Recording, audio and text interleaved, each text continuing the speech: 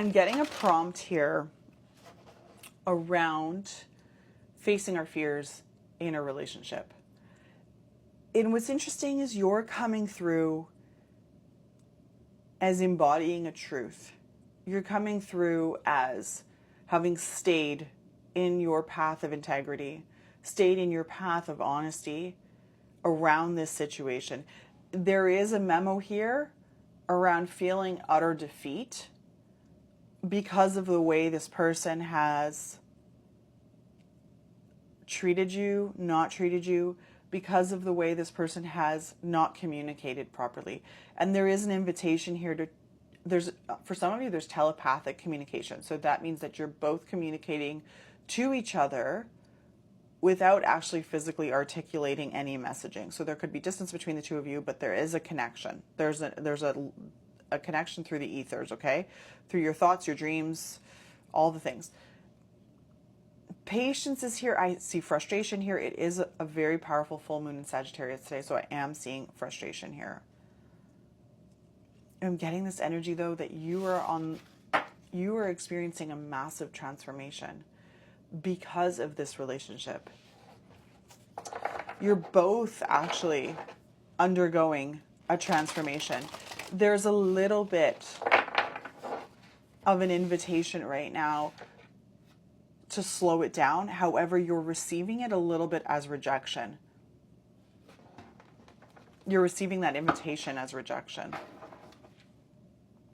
The Lovers with the Emperor. You're dealing with someone who could be very business-minded. You're dealing with someone who could be choosing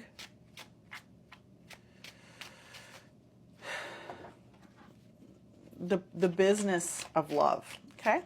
The business of love. And then also in the day-to-day, they're choosing work over your relationship.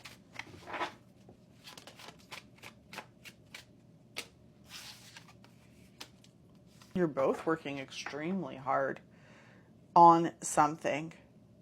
It feels like the distance is, the space between the two of you is shortening. The gap is closing. There's control from your person around their feelings and around what you light up for them, what you evoke for them. I'm seeing fear around what you evoke for them. I'm seeing you stay focused. I'm seeing you stay true to your path. You're working on something. You might even bringing something to life. It could be also your communication skills or something around a conversation that you want to address with them. It's inspired because of how stuck this person has made you feel, but also because you're picking up on the energy of how stuck they are. Sometimes you feel powerless in the dynamic, in the connection, but what's happening in those moments is it's actually their powerlessness that you are integrating into yourself. So you're, again, there is a dose of rejection here that is dismantling your embodiment of love. There's food here. There's Taurus energy here. Food could be a love language for you. And there could be an exchange over a meal where you feel like you're going to gain the upper hand. There's almost something like feeding the dragon. This person's energy airs a little bit on the darker side because they're so in the container of being human. So they're choosing practical things versus the vibration of your love. There's something here around anticipating their arrival and wondering why they haven't arrived yet. And it's really interesting because you're showing as extremely strong and capable, but over time there is this feeling of almost like dwindling in the weight, in the longing. You feel like you're losing your footing and almost like your physical capacity, existence, strength.